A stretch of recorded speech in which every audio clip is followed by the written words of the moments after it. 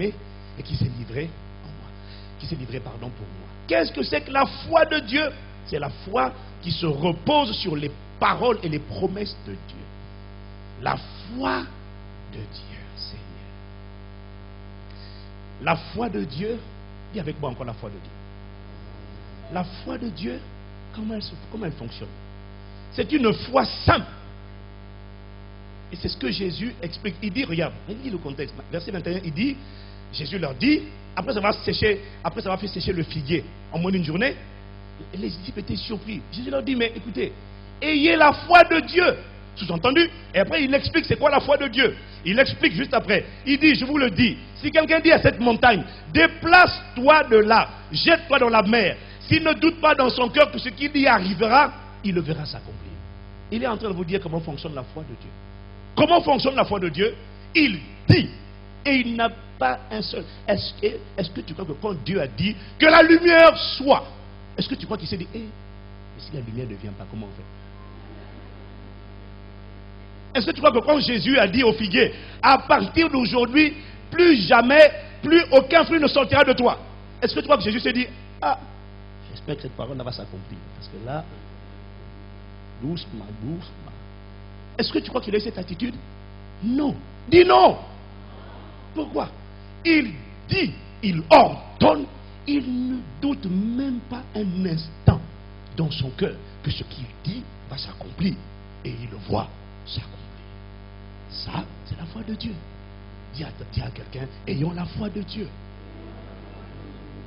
Et la Bible dit, c'est par cette foi que Dieu a créé les mondes, l'univers. Rien n'existait. Dieu a parlé et les choses ont été manifestées. Elles n'existent, en fait, elles ne se voyaient pas. Il les a fait sortir de l'invisible au visible. Comment? Par une parole. Ça, ce sont les caractéristiques de la foi de Dieu. Alors, j'entends quelqu'un qui me dit, oui, mais comment je fais pour avoir la foi de Dieu? Qui se pose la question? Comment je fais pour avoir cette foi qui déplace les montagnes? Comment je fais? J'ai une bonne nouvelle pour toi. Tu l'as déjà. Oui, je sais, tu me regardes comme ça parce que tu dis, il dit, alors là, j'ai du mal à te croire. Tu l'as déjà.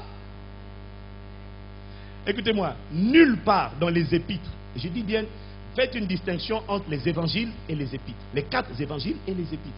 Nulle part dans les épîtres, dans la personne qui a reçu. Si tu n'as pas reçu Jésus, ça ne s'adresse pas à toi, c'est vrai. Mais si tu as reçu le Seigneur, nulle part dans les épîtres, on vous demande d'avoir la foi. Nulle part. On nous demande de grandir dans la foi, de nous fortifier dans la foi, de tenir ferme dans la foi, mais nulle part on te demande d'avoir la foi. Pourquoi? Parce que tu l'as déjà lorsque tu as reçu le Christ Jésus dans ta vie. Pourquoi? Parce que l'Esprit qui est venu habiter en toi, le Saint-Esprit, est l'Esprit de foi. 2 Corinthiens 4, verset 13. Voilà ce que Paul écrit. Nous sommes animés de ce même esprit de foi dont il est question dans cette parole de l'Écriture. J'ai cru, voilà pourquoi j'ai parlé. Nous aussi nous croyons et c'est pour cela que nous parlons. Nous sommes animés de ce même esprit de foi. Si tu as reçu Jésus-Christ, tu as reçu l'esprit de foi. Romains chapitre 12, verset 3. Je lis avec la version Nouvelle Bible seconde. Romains chapitre 12, verset 3. Est-ce que vous me suivez toujours? Voilà ce qu'il écrit. Il dit, par la grâce qui m'a été accordée, je dis à chacun d'entre vous de ne pas avoir de prétention excessive, mais de tendre à vivre avec pondération, chacun selon la mesure de la foi que Dieu lui a donnée en partage. Alors, je sais que quand vous allez lire ce texte dans les différentes traductions, vous n'allez pas forcément le comprendre, hein, parce qu'il y a la version, lui, seconde classique, dit, selon la dernière phrase dit, selon la mesure de foi que Dieu a départie à chacun de vous. Mais je vais vous dire, parce que je suis encore allé rentrer dans le texte en grec, je vais vous dire ce qu'il dit littéralement. Il dit en grec, en fait, et l'anglais l'a mieux traduit, il dit, Dieu a donné à chacun d'entre vous la mesure de foi. Voilà, point final. Dieu a donné à la nouvelle création la mesure de foi. Donc, tu as une mesure de foi que tu as reçu lorsque tu as accepté Jésus-Christ dans ta vie. Le Saint-Esprit est venu habiter en toi. Le Saint-Esprit est l'esprit de foi. La mesure de foi a été donnée à chacun d'entre nous. Certaines versions disent la même mesure de foi. D'autres ne le disent pas. Mais d'autres disent la même mesure de foi. Qu'importe. Tu as la mesure nécessaire. Dis Amen. Alors, au cas où tu douterais, je te pose une question. Comment as-tu reçu Jésus-Christ dans ta vie? Tu l'as vu? Tu l'as reçu comment? Ok. Comment est-ce que tu fais pour prier un Dieu que tu ne vois pas, que tu ne sens pas, que tu ne touches pas? Tu le fais comment? Comment tu fais pour savoir, c'est-à-dire pour avoir la connaissance que Dieu... Ok, question. Qui croit que Dieu est réel? Ah bon? Vous le croyez vraiment? Non, Paul dit, c'est ça, tu as la foi déjà. Dis-moi Amen. Comment tu sais que la Bible est la parole de Dieu? Tu étais là quand elle a écrite? Tu le crois comment? Par la foi. C'est pour ça que tu es là. Mais dis-moi Amen. C'est pour ça que nous sommes tous là. Nous avons tous une mesure de foi. Sans avoir touché, goûté, écouté physiquement. Sans avoir vu. Peut-être que toi tu as vu un ange. Moi je n'en ai jamais vu. Peut-être que toi tu as vu un flash, une lumière resplendissante comme le soleil. Moi je n'en ai jamais vu. Mais I believe in God Almighty. Je crois en Dieu. Je suis fier de croire. Sans l'avoir palpé, vu par mes sens, je sais. Tu ne peux pas me dire Dieu n'existe pas. Non, gars, c'est pas possible. Je te dis Dieu est réel. Alors oui, cette foi est petite. C'est vrai. Mais Jésus a dit dans Matthieu 17, verset 20, qu'elle permet de déplacer des montagnes. Même quand elle est petite, comme un grain de sénévé, elle permet de déplacer des montagnes. Est-ce que vous me suivez? Non, dis avec moi, j'ai reçu la mesure de foi. Oui, tu l'as. Tu l'as reçu, mais tu ne comprends pas. Je te dis que tu l'as. Tu l'as reçu. Je vois les regards des gens, mais ils sont perplexes. Tu l'as reçu. Dès lors que tu crois que Jésus est né d'une vierge, tu as la foi de Dieu. Dis Amen now.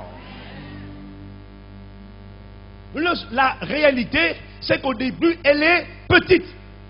Dieu ne donne jamais grand au début. Il donne toujours petit.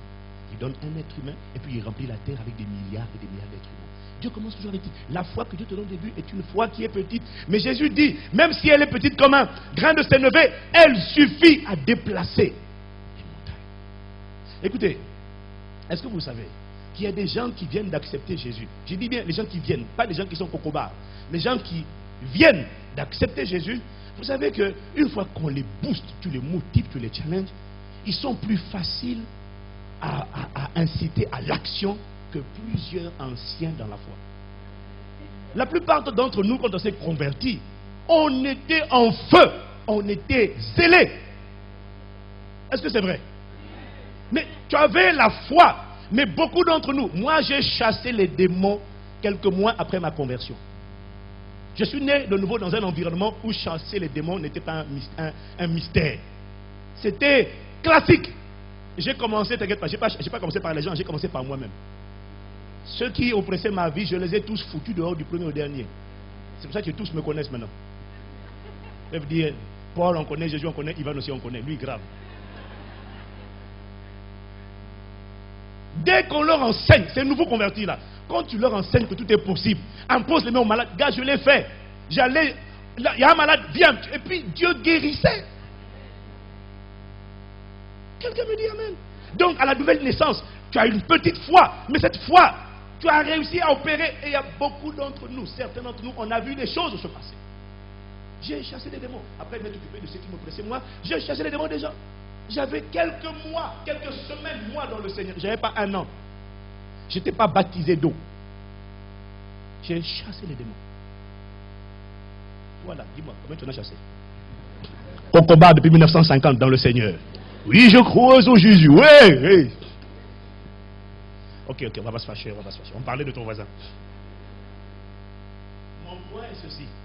Tout le monde a la mesure de foi. Dis avec moi, j'ai reçu la mesure de foi. Tu as reçu la mesure de foi. Je vais t'expliquer c'est quoi le problème. Tu as reçu la mesure de foi. Le seul problème, c'est que tu ne l'as pas exercé. Comme un muscle, quand tu ne l'exerces pas, il faiblit, il s'atrophie. Est-ce que quelqu'un me suit? Donc tout le monde, nous tous, tu as la foi de Dieu. Le grec ne dit pas la foi en Dieu, c'est la foi de Dieu. C'est-à-dire la capacité à dire à une montagne, déplace-toi de là, jette-toi dans la mer, et tu ne doutes même pas. Car c'est comme ça que je chassais les démons. J'étais seul dans ma chambre, j'ai dit tu sors. Je ne sais pas d'où tu viens, Chine, Inde, Congo, Afrique, je m'en moque, tu sors.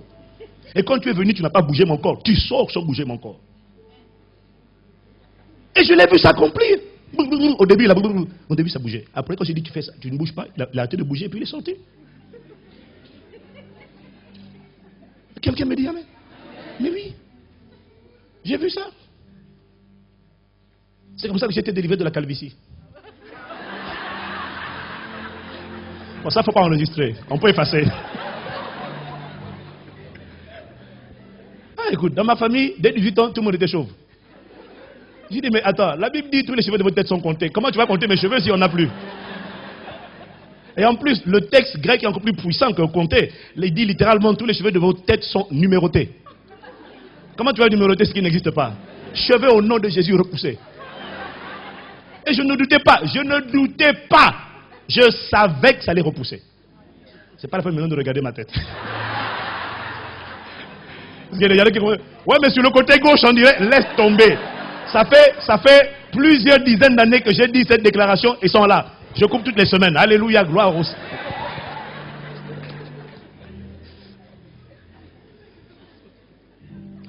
Mon frère, c'est pas trop tard. Il y a de l'espoir. Alors quelqu'un me dira, mais attends, tu dis que j'ai la mesure de foi de Dieu, mais la réalité c'est que moi je me sens faible, je me sens vide, je doute, je chancelle, je titube tous les jours, et j'ai vraiment du mal à m'accrocher au Seigneur.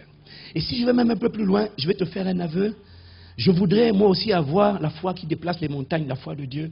Mais très souvent, franchement, je me demande même si je suis né de nouveau. La question que je te pose, c'est est-ce que tu as sincèrement reçu Jésus dans ta vie comme Seigneur et Sauveur? La question que je te pose, c'est est-ce que tu crois qu'il est né d'une vierge et qu'il est venu pour te racheter? La question que je te pose, c'est est-ce que tu crois que Dieu existe et qu'il est tout puissant, qu'il est omnipotent, omniscient, omniprésent? Si ce minimum-là, tu le crois et que cet esprit de foi est venu habiter en toi, lorsque tu as dit Seigneur, viens dans ma vie, je ne suis pas parfait, mais viens, alors tu as cette mesure de foi de Dieu. Sors de la culpabilité, sors de l'interrogation. Tu doutes, mais je te dis que tu as cette foi. Ce n'est pas parce que tu tombes, ce n'est pas parce que tu luttes avec les mêmes péchés tous les jours que tu n'as pas la foi de Dieu. Si tu luttes, si tu te débats, si tu as l'impression de couler, si tu tombes, tu te relèves, si tu fais tout pour ne pas sombrer, pour ne pas rester dedans, c'est que la semence de Dieu est encore en toi. La Bible dit, dans 1 Jean 3, verset 9, quiconque est né de Dieu, verset 9 à 10, quiconque est né de Dieu ne pratique pas le péché parce que la semence de Dieu demeure en lui. La version du semeur dit, quiconque est né de Dieu ne s'adonne pas. Il n'en fait pas une demeure. Il n'y prend point plaisir. Il ne prend pas plaisir à rester dedans de manière indifférente. Parce que celui qui est né de Dieu ne fait pas ça. Pourquoi? Parce que la semence de Dieu, ou encore la vie qui vient de Dieu, a été plantée en lui. Il ne peut pas prendre plaisir à ça. Il ne peut pas continuer ça éternellement parce que la vie de Dieu est en lui. Et c'est par là que souvent on reconnaît les enfants de Dieu et les enfants du diable. Oui, le diable a des enfants. Oui, non, il a des enfants, je t'assure, je t'assure. Quiconque ne pratique pas. Ok, quelqu'un me dit amen. Si tu te plais dedans, comme le chien se plaît dans son vomi, alors tu n'es pas encore né de Dieu. Mais si tu es écœuré des fois par tes propres actions, si tu es écœuré des fois par tes propres pensées, si tu es écœuré des fois par tes propres attitudes, au point qu'au plus profond de toi, tu cries à Dieu pour en sortir. Même si tu tombes, mais si à chaque fois que tu tombes, tu dis, ah Seigneur, c'est pas normal, je ne devrais pas être là, je t'en supplie, aide-moi. Alors, la semence de Dieu est déjà en toi. La question, donc, n'est pas, est-ce que tu as la foi de Dieu? Non. La question est, à quel niveau de foi opères-tu ou te trouves-tu? À quel niveau de foi est-ce que tu te situes aujourd'hui? C'est ça la question. Parce que si tu as reçu le Saint-Esprit et que tu ne parviens pas à te libérer de l'emprise d'un péché, d'une mauvaise habitude, l'emprise de la peur, le sentiment négatif, du doute, de la haine, du manque de pardon, si tu ne parviens pas à te libérer de ces choses qui t'enveloppent si facilement, écoute-moi bien, ton problème n'est pas la prière. Ton problème n'est pas ton niveau de prière, ton problème c'est ton niveau de foi. Tu l'as, mais quel est son niveau? Telle est la question. Est-ce que vous me suivez? Tu as du mal à pardonner? Seigneur, j'arrive pas à pardonner, aide-moi, je vais pardonner, aide-moi, j'y arrive pas. Jésus dit, ton problème, c'est pas que tu pries pas. Il y en a même qui prient, qui jeûnent pour pardonner. Ils n'y arrivent toujours pas. 1950, tu es encore là. Ton problème n'est pas ton niveau de prière, c'est ton niveau de foi. Voilà pourquoi Jésus dit, écoutez bien ce passage. Luc chapitre 17. Vous l'avez sur l'écran? Luc chapitre 17, versets 3 à 6. Dis à ton voisin, suis-le. Tu n'as pas de problème de niveau de prière, tu as un problème de niveau de foi. Quel est ton niveau de foi? Luc chapitre 17, versets 3 à 6. Écoutez ce qu'il dit. Prenez garde à vous-même. Si ton frère a péché, reprends-le. Et s'il se repent, pardonne-lui. Et s'il a péché contre toi 7 fois dans un jour, donc dans la même journée, et que 7 fois il revienne à toi disant, je me repens, tu lui pardonneras. Point, dis point. Écoute, Jésus dit, si ton frère a péché, reprends-le. S'il se repent, s'il te demande pardon, il dit, ça y est, maintenant je change, pardonne-lui. Et si 7 fois dans la même journée, 7 fois, il vient te voir pour la même chose, il tombe à chaque... Si ton mari fait ça 7 fois, chérie, je suis désolé, je ne demande pas, je ne vais plus recommencer. Vraiment? Tu me promets? Non, là c'est promis. Là je fais... Non, là c'est... Parce que si jamais j'entends encore ça... Tu crois même que c'est le Saint-Esprit qui l'a saisi? C'est pas le Saint-Esprit, c'est pas le Saint-Esprit. Il y en a un frère... Non, non, non, non, non. Ça c'est pas de Dieu, ça c'est pas de Dieu. Tu promets? Oui. Demain tu apprends qu'il a fait la même chose. Alors là, 7 fois... On ne parle pas dans un an, en une année. On dit dans la même journée. Chérie, excuse-moi, je me baladais, je n'ai pas fait exprès, je suis tombé sur une femme, tu comprends? Non, là. La même journée, 7 fois. Alors là, est-ce que vous me suivez? Est-ce que vous comprenez le contexte? Les apôtres disent quoi? Moi? Écoute, je vais bien aimer, pardonner, mais là, dans la même journée, tu fais la même bêtise, la même abomination, et tu vas me dire 7 fois, pardonne. Jésus dit, oui, pardonnez. Regardez la réaction des disciples. Regardez juste après. Les disciples dirent. Le français écrit dire. Le mot grec, qui est traduit par dire, veut littéralement dire répondir. Ça veut dire que c'était une réponse à l'affirmation de Jésus. Dis Amen. Regardez la réponse des disciples. Tout de suite, il dit, Seigneur, augmente-nous la foi. Là, il faut que tu m'augmentes la foi. Parce que là, il y a une balle de baseball dans le coin. Seigneur, ma foi, donne-moi la foi. Si tu ne me donnes pas la foi, je frappe. Donne-moi. Donne-moi la foi, Seigneur. Là, il dit, Seigneur, donne-nous la foi. Non, est-ce que vous me suivez? Écoute-moi, écoute-moi. Les disciples ne disent pas, Seigneur, prie pour nous. C'est dur. Ils ne disent pas, Seigneur, fortifie-nous, afin qu'on soit capable de pardonner. Ils ne disent pas, Seigneur, prie pour nous, afin qu'on ait la force de pardonner. Ils disent, Seigneur, augmente notre foi. Pourquoi?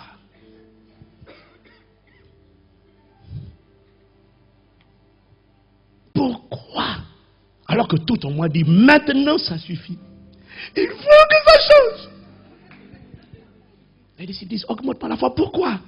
Parce qu'en réalité, Seigneur, j'ai du mal à concevoir une telle chose.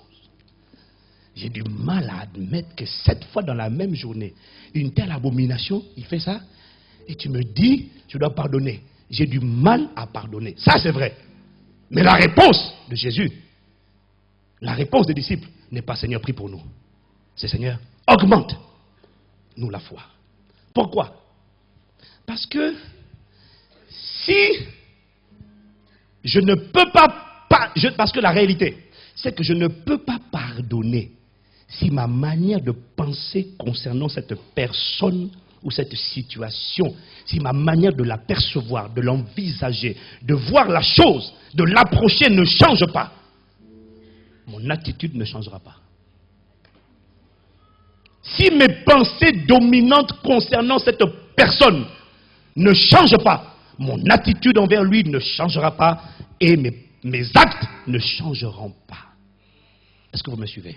Or, ce mécanisme à travers lequel mes pensées impactent mon attitude et mon attitude impacte mes actions s'appelle la foi. Alors voilà pourquoi il dit augmente ma foi. Ça fait longtemps que tu pries pour être libéré, guéri, transformé. Ça fait longtemps que tu pries à Dieu pour qu'il te change, qu'il t'accorde la force de pardonner, qu'il t'accorde la grâce de pouvoir te libérer de quelque chose que tu sais nuisible, néfaste. Tu n'y arrives pas. Et pourtant tu pries, et tu pries, et tu pries. Dieu m'a dit, tu n'as pas un problème de prière, tu as un problème de foi. C'est ta manière. C'est parce qu'on ne comprend pas ce passage, parce qu'on ne comprend pas que la foi provient d'abord des pensées, ou encore de la manière de percevoir la chose. Si ma manière de percevoir ne change pas, mon attitude ne changera pas. Vous savez, dans mon livre, il faut que ça change. Je raconte l'histoire de cet homme qui était dans un métro. Et avec ses enfants, tôt le matin, ses enfants qui étaient en train de jouer dans le métro. Et vous savez que les gens dans le métro le matin, ils ont plutôt la tête et le front fermé. Ils sont très sérieux, ils sont très coincés. Ils n'ont pas besoin d'aller au boulot, donc c'est pour ça qu'ils sont un peu en colère après tout le monde. Et il y avait ces enfants qui jouaient, et puis les gens, comme ces enfants couraient partout, les gens étaient irrités. Chacun se disait en lui-même, pourquoi est-ce qu'il ne fait pas taire ses enfants? Ça, c'est un père qui est incapable d'avoir une emprise sur ses enfants. C'est pas normal. Calme-les, purée. Personne ne le lui dit. Alors, il y a un monsieur qui lui aussi était exaspéré à côté, qui prend quand même son courage à deux mains et dit, écoutez, excusez-moi monsieur, pourquoi vous ne leur demandez pas de se taire et puis de rester calme? Et puis, le père, le visage baissé, lui dit, je ne sais pas quoi dire, je ne sais pas quoi faire. Nous sortons de l'hôpital, ils viennent de perdre leur mère. Je suis totalement abattu. À l'instant, alors que les enfants continuent de faire du bruit, la perception de ce monsieur a changé. Tout de suite, il était épris de compassion. Mais est-ce que je peux vous aider? Est-ce que je peux leur offrir des jouets? Est-ce que je peux faire quelque chose? Je suis vraiment navré. Est-ce que la situation avait changé? Non. Qu'est-ce qui a changé? À l'intérieur. La perception a changé. Est-ce que quelqu'un me suit? Dis à ton voisin, tu n'as pas de problème de niveau de prière. C'est un problème de foi. Le challenge que tu as, c'est pas est-ce que je n'ai pas la foi, non. C'est quel est mon niveau de foi. Alors, c'est bientôt fini. Regardez la réponse de Jésus. Le Seigneur a des réponses quand même. Verset 6. Et le Seigneur dit. Alors eux ils disent, Seigneur, augmente-nous la foi. Et Jésus répond. Jésus répond. Si vous aviez de la foi comme un grain de sénévé, vous diriez à ce sycomore, déracine-toi et plante-toi dans la mer, et il vous obéirait.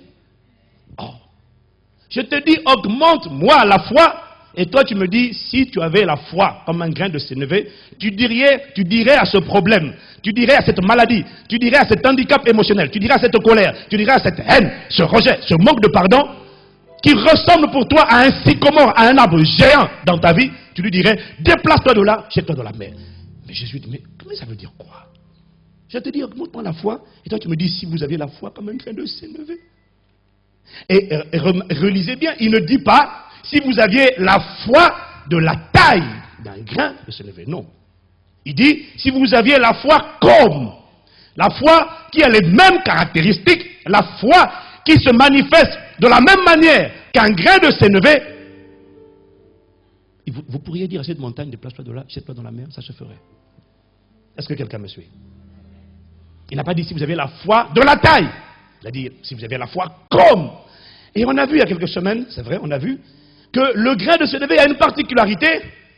c'est que la Bible dit dans Marc chapitre 4 au verset 31, il est semblable, en parlant du royaume, il est semblable à un grain de sénévé qui, lorsqu'on le sème en terre, est la plus petite de toutes les semences qui sont sur la terre. Donc, il te confirme par là que ta foi que tu as reçue, la foi de Dieu, au début est petite.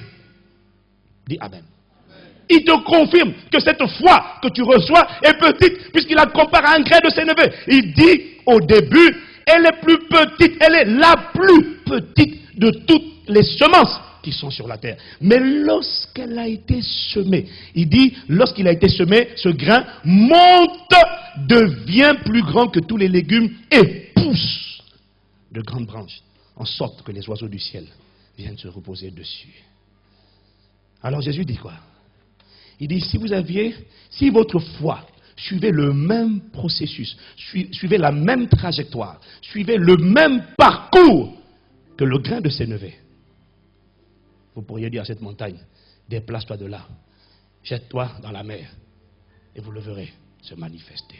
Sous-entendu, la foi, comme un grain de sénévé, lorsqu'elle suit le même processus, la même trajectoire, la foi comme un grain de sénévé suffirait à déraciner n'importe quel problème, n'importe quelle montagne, n'importe quelle maladie, n'importe quel obstacle. Parce que la réalité, c'est que le grain de sénévé ne reste pas minuscule, mais il grandit.